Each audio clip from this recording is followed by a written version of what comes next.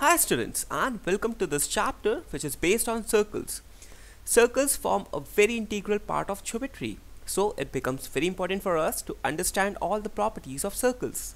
So in this chapter we are going to study about what are circles, what are the different terminologies that we use when we study circles, what are some of the very basic properties of circles, and we are going to study these properties with the help of theorems and proofs. Also, we are going to study about special type of quadrilaterals that are known as cyclic quadrilaterals, and we are going to see some of the very important properties of such quadrilaterals. So let's quickly begin this chapter, which is all based on circles. Circles form the very basis of our lives. We see circles almost every day in our life. There are so many applications of circles. It's not even possible for us to identify all of these applications. But let's identify a few of them that are so widely used in our everyday life. The wall clocks. The wall clocks that you see in your house are examples of circles. Both these clocks are examples of circles. When we talk of bangles, you see girls and women wearing bangles all the time. Now what kind of a figure do they denote? They are circular in shape. When we talk of coins, 1 rupee coin, 5 rupee coin, all are examples of circles.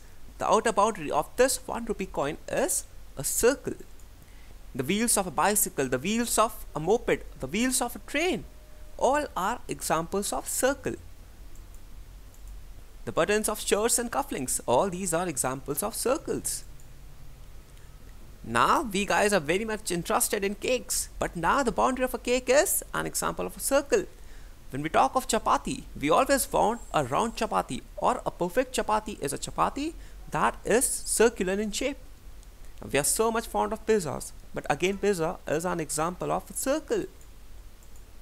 When we talk of DVDs and CDs, again they are examples of circle.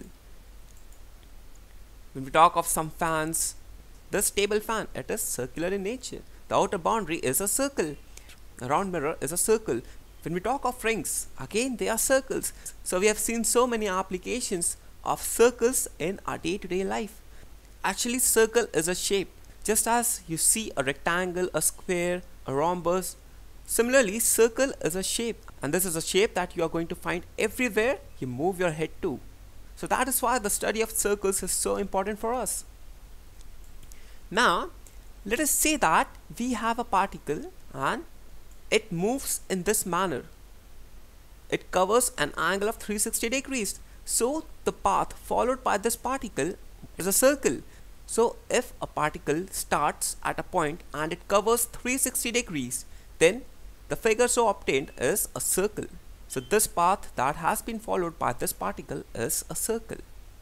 So these were some of the very important applications of circles and what kind of a figure is a circle. Now in the following lectures, we are going to see some of the very important properties of circles. Now we are so much familiar with the term circle and we very well know how does a circle look like. But now if I ask you to draw a circle on a piece of paper, how would you do that? To draw a circle, let's do an activity. For this activity, you need a piece of paper, a drawing pen, a thread and a pencil. What we do is, we insert the pen on this drawing board and attach one end of the thread to this pen. The other end of the thread is attached to a pencil as shown in the figure. Now what we do is, keeping the thread tight all the time, we move this pencil around the pen as in the manner shown in this figure. The figure so obtained is a circle. Right now it doesn't look like a circle, but in practice when you are going to do that, you'll get a circle. Now why do we obtain a circle in this manner? This is because we have kept the distance of all the points from this particular pin constant, and that is equal to the length of the thread.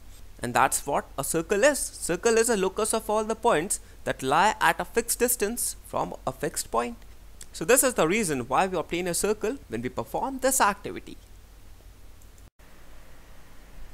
We have seen so many applications of circles in our day-to-day lives. Now it's time for us to actually start studying about circles. We find circles almost everywhere. Circle is a very important figure when it comes to geometry. So let's see some of the very basic terms and some of the very basic parts of circles that are very important for us to actually study this chapter. So, first of all, let us see what is the definition of a circle. A circle is defined as a collection of all the points on a plane that are at equal distance from a given fixed point on the plane. This fixed point is called the center of the circle.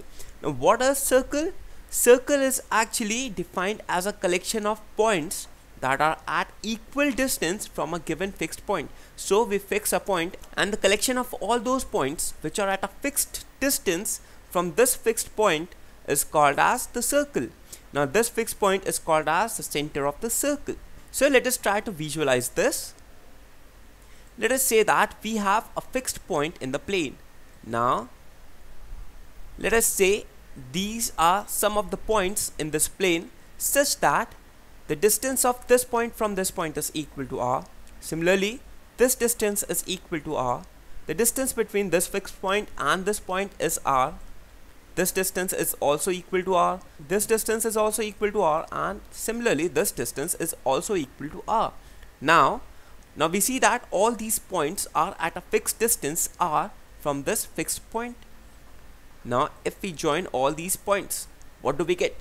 We get a circle. So what is a circle? Circle is a collection of all those points that are at a fixed distance from a fixed point. This is the fixed point, and this fixed point is called as the center of the circle. So this is actually what is a circle. Also, this fixed distance from the fixed point is known as the radius. So whenever we talk of a circle, there are two things that define it.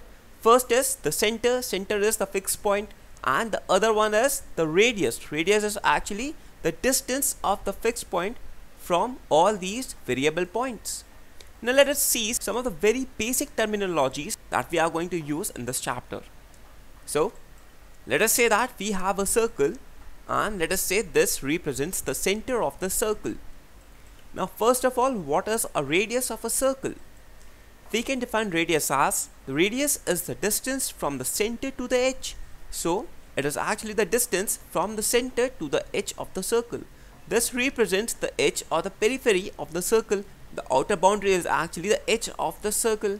So the distance of this point from this outer boundary is known as the radius of a circle.